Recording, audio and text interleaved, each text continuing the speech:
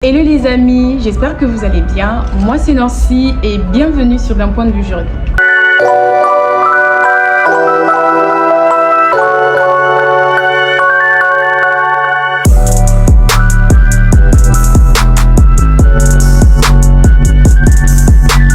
Aujourd'hui, on va aborder une notion importante, la responsabilité pour faute de service.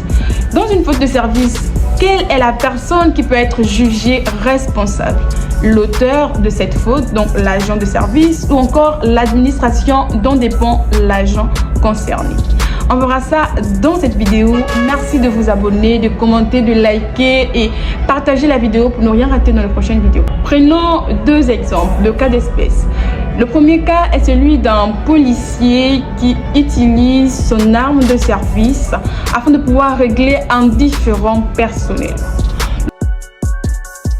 Le second cas d'espèce est celui d'un médecin qui fournit un mauvais diagnostic à un patient. Le patient s'est laissé aller par les propos du médecin qui lui a suggéré de passer par une opération immédiate afin de retrouver la santé. Ce qui a été plutôt une complication parce que après l'opération, le patient a été assujetti à une paralysie totale. Alors celui-ci décide de se rendre dans un autre centre hospitalier dans lequel on lui a clairement dit qu'il n'aurait pas dû passer par cette opération parce que les symptômes qu'il décrivait ne correspondaient pas à la maladie qui a engendré l'opération. Cette personne a donc été paralysée à tort compte tenu de l'erreur médicale du personnel de santé. Pour analyser ces deux cas d'espèce, prenons l'article 145 du Code des obligations administratives sénégalais qui dispose que la faute commise par un agent public à l'occasion de l'exercice de ses fonctions engage la responsabilité de son auteur si elle est détachable de service. Lorsqu'une action en indemnité est intentée dans les conditions prévues par l'alinéa 1er, l'administration doit être mise en cause car elle répond de la faute de son agent, sauf à exercer contre lui une action récursoire. L'administration peut demander à ses agents la réparation des dommages qui lui sont directement causés par les faits.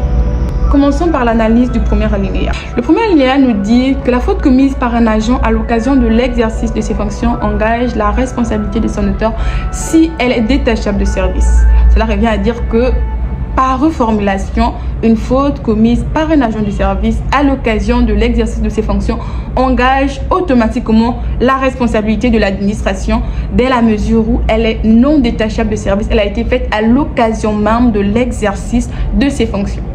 C'est le cas par exemple de ce médecin qui est non pas responsable de façon personnelle car il a commis la faute dans l'exercice de ses fonctions. Mais s'il s'avère qu'elle est détachable de service, comme le cas de ce policier, parce que bien que la personne ait utilisé l'arme de service, mais pour résoudre un cas, pour résoudre un différend qui n'a rien à voir avec son service, cette responsabilité de l'administration est détachée, ça veut dire qu'elle est exonérée. Mais attention, la loi donne la possibilité à l'administration d'exercer une action récursoire.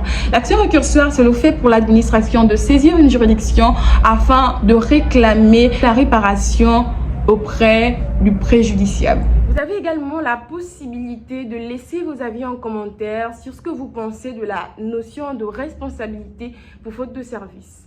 Alors, si la vidéo vous a plu, merci de vous abonner, de liker, commenter et partager. On se retrouve dans une prochaine vidéo pour aborder la question de responsabilité du fait des choses. À bientôt, au revoir.